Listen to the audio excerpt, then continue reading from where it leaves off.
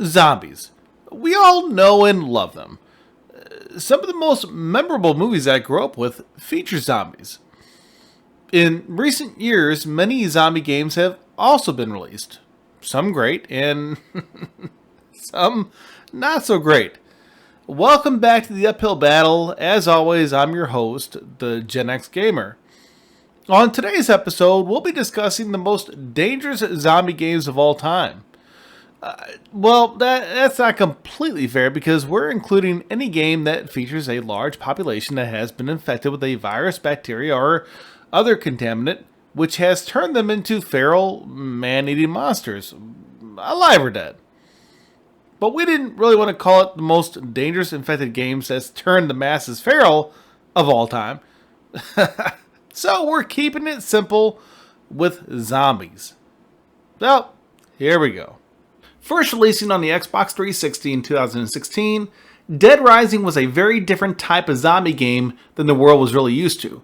With its wide, third-person field of view, you had every opportunity to make the best out of this zombie-inspired sandbox. Whether you were playing as journalist Frank West, motocross champion Chuck Green, mechanic Nick Ramos, or journalist Frank West again, you had access to what seemed like an unending variety of makeshift zombie erasers. To say this game was different would be an understatement. It was definitely unique for its time and most likely paved the way for many other franchises with its goofy yet functional lineup of ridiculous accessories. The zombies in this game aren't particularly difficult, but there's a lot of them. It's pretty easy to run through an open space when they're scattered, but when there's a large destination right in front of you, it can get a bit dicey. And while they don't run per se, they can dart very short distances, making them a bit more dangerous to the unfocused player. Now, some of the biggest threats you'll encounter won't be from zombies though, they'll be from the non-infected. You'll encounter bosses commonly referred to as psychopaths, and they're peppered through the campaigns of the entire franchise.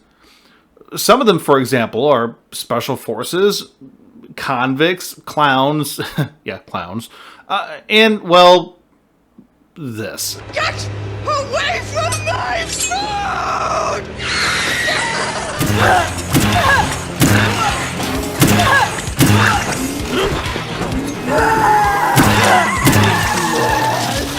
It's a game that's not sure at times if it's aware of how goofy it really is, but it constantly encourages you to find out.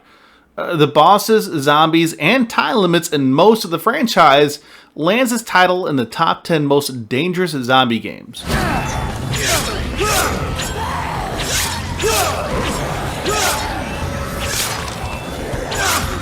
There's been several Walking Dead games, ranging from the PC to consoles, even mobile phones.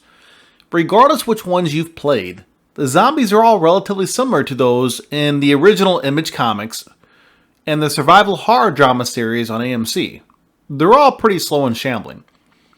Though there is a healthy variety of the Walking Dead games, such as the Telltale series that offered a robust and emotional thrill ride, as far as gameplay goes, arguably, none of them quite offer the experience that Saints and Sinners does.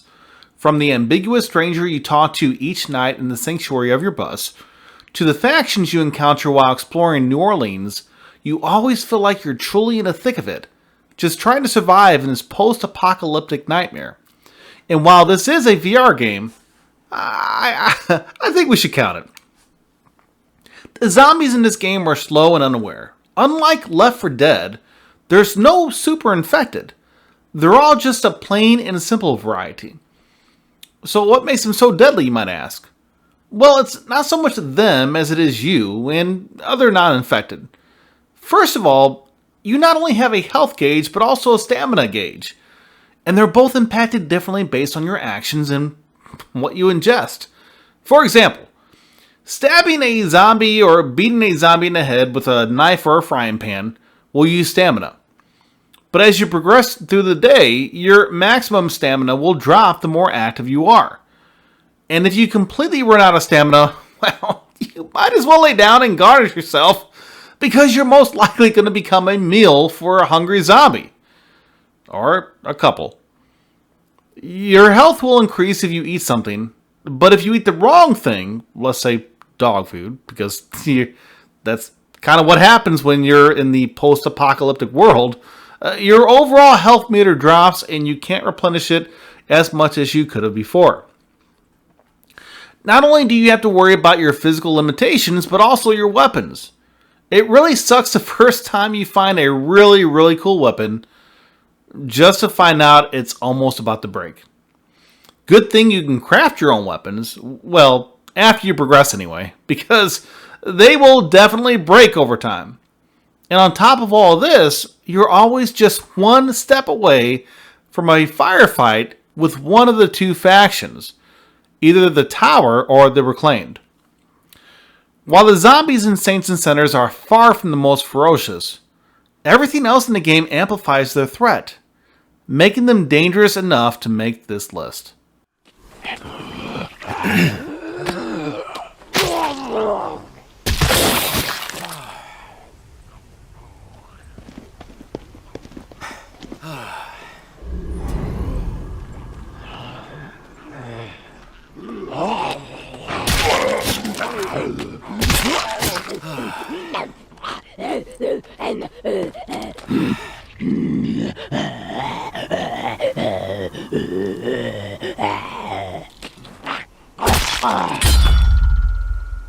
In 2015, a group of Resident Evil fans collaborated to make a fan-made Resident Evil 2 remake. Well, Capcom eventually put a stop to the remake, most likely due to the making of their own remake. The team, Invader Studios, went on to finish the game, but under a different premise and title. This led to the inception of Daymare 1998. Heavily, and I mean heavily inspired by the Resident Evil franchise, Daymare offered an incredibly unique experience. From the inventory system to the reloading mechanics, it introduced some truly unique gameplay, as well as featuring 3 playable characters in coinciding storylines. Outside of that, it's basically a generic Resident Evil knockoff, but an interesting and fun generic Resident Evil knockoff. Honestly, I would have liked to see the end result of this team's hard work and passion as a Resident Evil 2 remake. Nonetheless, the end result probably wasn't too far from that. As you can see, several areas of the game feel right at home in the Resident Evil franchise. You really only have 3 types of enemies in Daymare. The basic zombies, the special infected, though there are variations of the special infected, and the main boss, which, spoiler alert, just happens to be an infected version of the first character you play as, Liev. Mind blowing? Yeah, I thought so. Honestly, the zombies in this game aren't too difficult to avoid.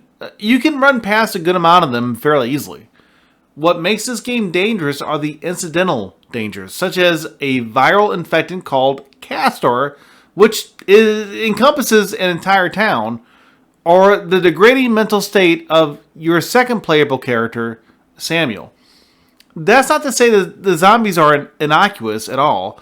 In fact, when it comes to darting at short distances, these infected could easily bring home the gold medal. On top of that, the special infected are tough. I mean, unless you can find an opportunity to run, you'll be wasting a lot of ammo on them. And that boss battle.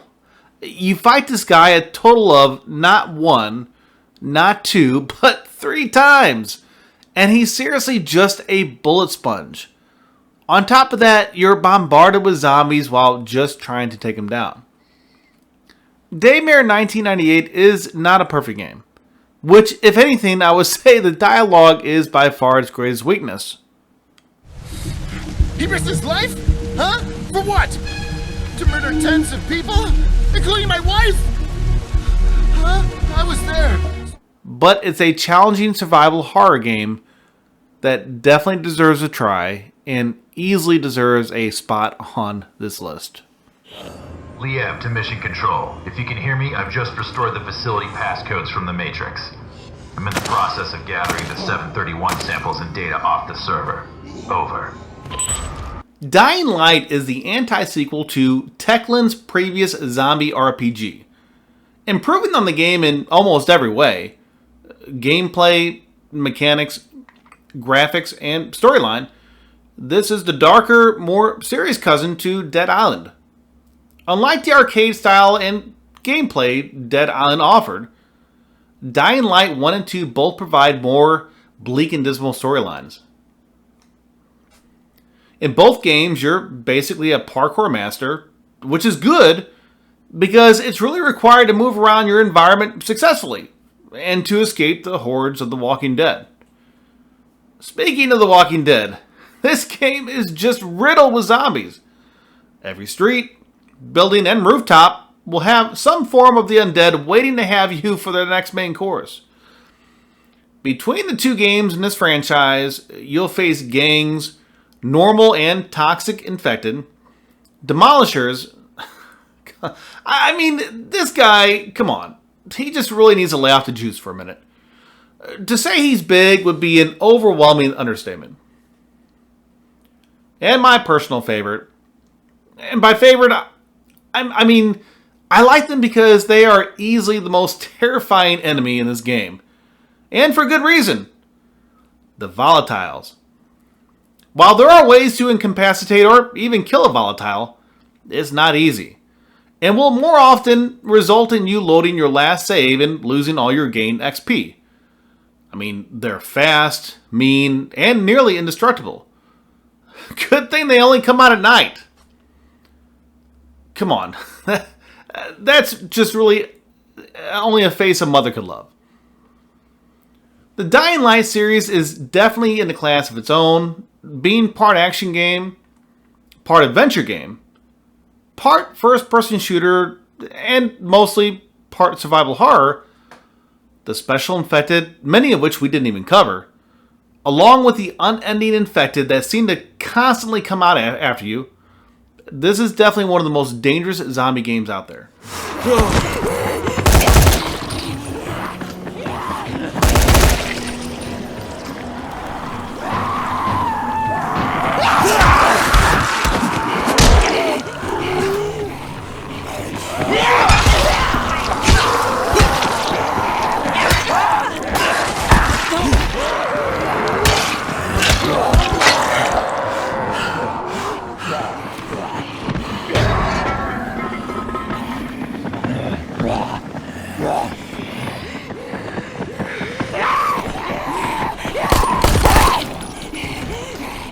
A revolutionary game was released in the 90s that would go on to inspire other games, movies, television, action figures, and comic books. This game, released by Capcom in 1996, redefined survival horror as we know it. If you guessed Silent Hill, well, you'd be wrong. However, if you guessed Resident Evil, well, you would be right. I remember playing this game on my original PlayStation when I was younger, excited and terrified of turning every corner. Well, fast forward to today, and we have about 30 Resident Evil games, 6 blockbuster movies, 4 animated movies, and 2 Netflix series. To say this one game impacted our society would be just a gross understatement. In its 27 years of existence, it's had its major successes and, well, its failed attempts, and everything in between. The enemies that make up the general canon of the game usually aren't too difficult. At first. They're slow, shambling, and unintelligent. What makes this game so dangerous is basically everything else. While the zombies aren't too dangerous, they really are the masters of the bob and weave. Oftentimes, more of your ammo will just whiz by their heads instead of making an impact. Speaking of ammo, well, it's usually very scarce. I mean, it's not like a Metro 2033 game where you just count yourself lucky if you find 3 rounds of degraded ammo. But the game doesn't just exactly throw it at you either. In addition, you're required to do a good amount of backtracking, which often presents more powerful and aggressive enemies. And as far as enemies go, there has just been way too many to mention over the life of the franchise. However, most often they're just the basic zombie variety. Then you have the undead dogs. Oh, wait, wouldn't that make them undogs? Anyway. Then there's the lickers. And as the name suggests, they they like to lick. Although I don't think you'd really want their tongue on you. So, And then you have the bosses, two of which we'll talk about. One, William Birkin, who just really becomes more and more gruesome as the game goes on. And then Mr. X, who really has a very strong stalker vibe to him. So, of course, there's tons of enemies, some similar, some not. But make no mistake, each of them are dangerous in their own way. And because of that, they earned a spot on this list. Captain Wesker, where's Chris? Stop it! Don't open that door! But Chris is... What is it? Maybe it's Chris. Left 4 Dead 2, which if you play them both is basically Left 4 Dead with some new monsters, better graphics, ammo upgrades, new maps, melee combat, and the addition of a multiplayer mode, is a super fun game, albeit incredibly repetitive. It's a 4-player co-op asymmetrical multiplayer. Oh yeah, you can actually play as the infected in this one. Fortunately, there's also a huge mod community out there to give this aging title a bit more replay value. The zombies, or rather infected as they're called in the Left 4 Dead franchise, are your worst nightmare. They're fast, hungry, and there is a lot of them. Fortunately, they're pretty easy to kill. Whether you're just using a gun, crowbar, or, my personal favorite, a chainsaw.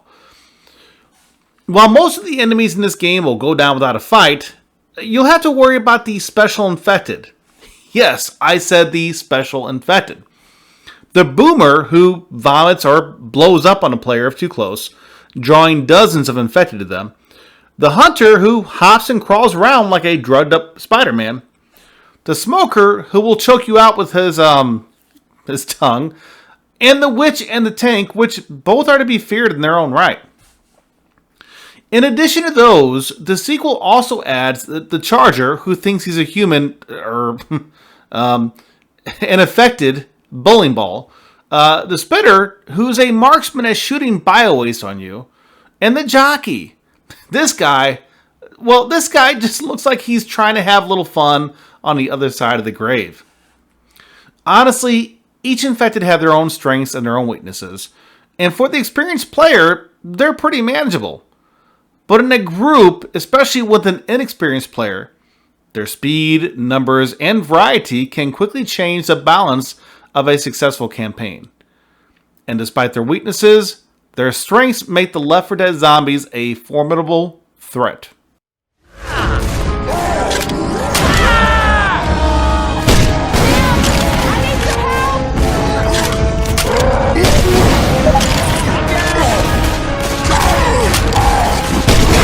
We are screwed!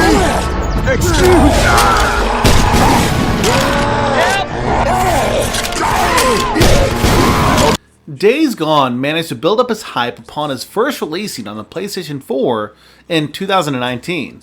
Sadly, it was met with criticism regarding bland environments, repetitive gameplay, and multiple bugs on its initial release. Due to its reviews, I steered clear of it. Unlike this rock. At least until it was ported to the PC. And even then, I waited for it to go on sale. The first couple hours I played, I wondered why I purchased this obviously bland, repetitive game in the first place. Maybe it was my OCD, or the fact I dropped $30 of my well-earned cash on it, but I decided to press on. And I'm so glad I did. Days Gone is definitely a misrepresented game, if there ever was one. From the storyline to the gameplay, it is a constant thrill ride, albeit with some slightly redundant tasks, like the never-ending flower picking. I mean, come on! We didn't enjoy it in Far Cry 3, and we don't enjoy it here. And with some minor quirks aside, this is just a really fun game, with some really cool and creepy music to boot. Come on, boys and girls. Let's do this.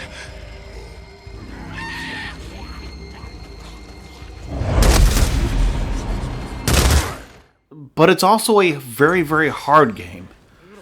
Since the enemies in this game are not technically dead, they are a bit easier to kill. Well, at least the normal swarmers are. But then you have the Bleachers, the Screamers, and the Reachers, which all have their own strengths and abilities to make your playthrough just a bit more difficult. And let's not forget about these little turds, the Newts. And of course, you can't have a cute little devil like this in a game without bringing along his big ol' Uncle Breaker as well. And that's not even all the dangers in this post-apocalyptic nightmare. When you're not fighting through marauders and bandits, you're fighting off infected animals, like wolves and, well, see for yourself.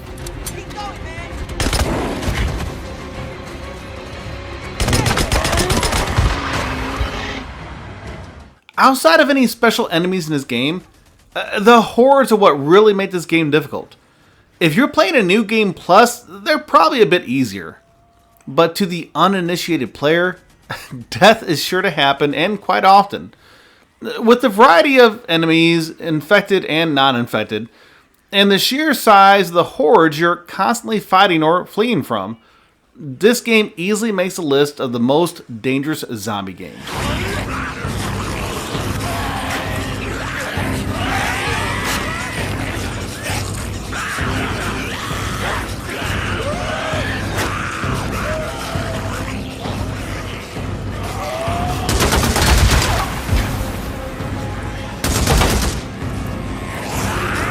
Dead Nation is a fast-paced, top-down shooter released in 2010 only for the PlayStation 3, and again in 2014 on the PlayStation 4 as the Apocalypse Edition.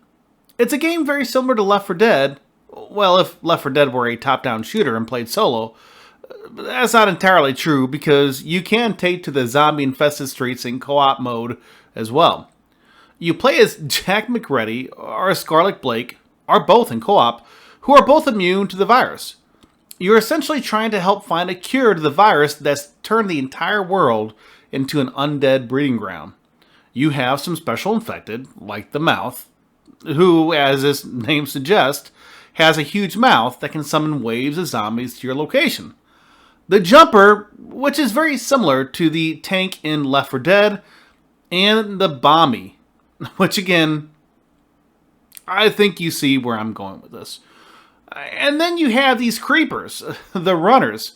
They hide against a wall like a burglar in a house whose owner just came home waiting to jump out and destroy you if you happen to wander too close. They're honestly a really cool concept, and I wish more games would include this type of zombie. While these guys are each destructive in their own way, it's the hordes of regular undead that's the real threat. There are times you'll come across some stragglers, which are pretty easy to clear, and other times you'll find yourself in the wrong place at the wrong time with droves of infected itching to gobble you up. And then you have the military zombies. Their additional armor makes them even more difficult to kill. To be clear, this is a very fun game, and despite its difficulty in later chapters, it's a blast from beginning to end, especially with a friend in co-op. Make no mistake though, these zombies are mean, they're hungry, and there is no end to them, making them an easy contender for this list. Call of Duty World at War turned the tide for first-person shooters, capitalizing on its predecessor, the original Modern Warfare. World at War offered players a truly extraordinary and unique experience.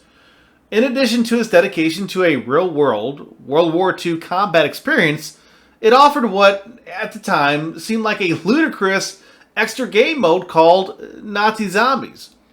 This extra mode offered a similar experience to other gaming trends which introduced horde modes, such as Gears of War, but with a much more darker and more ominous atmosphere.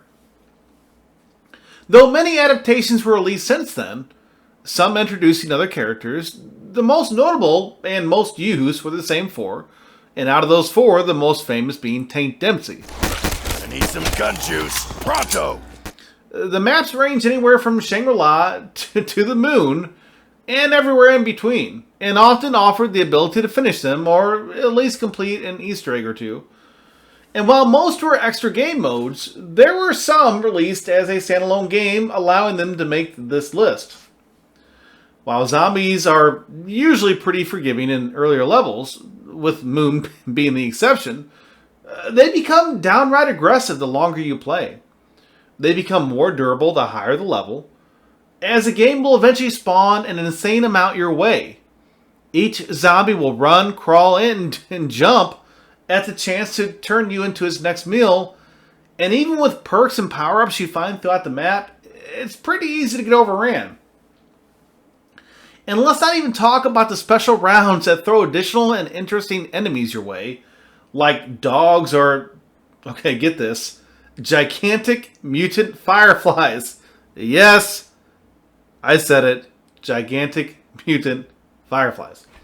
In the end, you'll need every outlandish weapon you can buy, whether it be a machine gun, ray gun, or, you guessed it, an electric gun.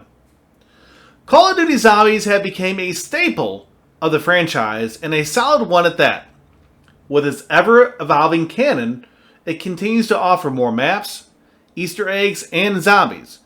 The aggressiveness of each enemy, along with the growing difficulty in each level, definitely qualifies this as one of the most difficult zombie games of all time.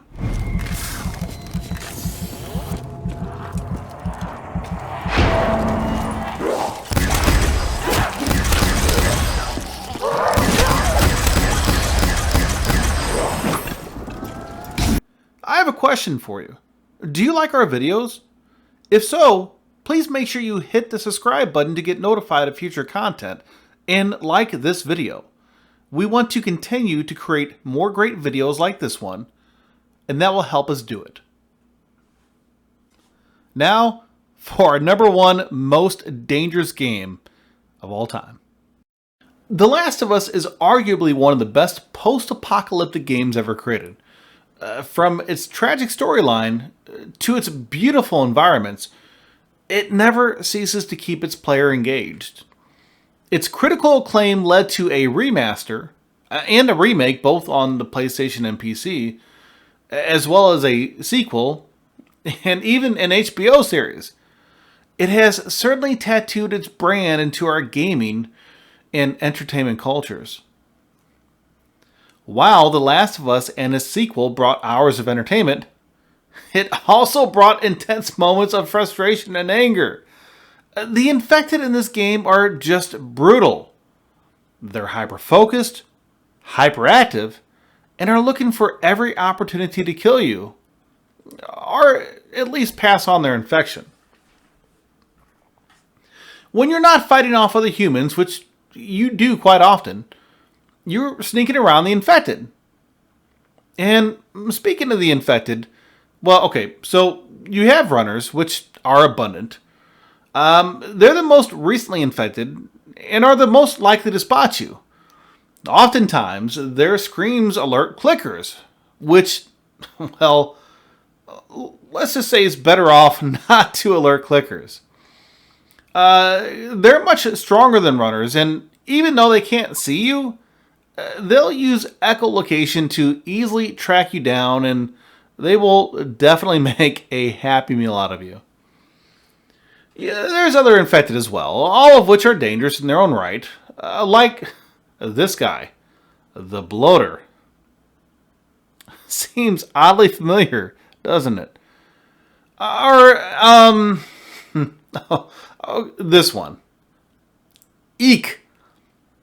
And while you usually aren't just hurting for ammo, well, it's not overabundant.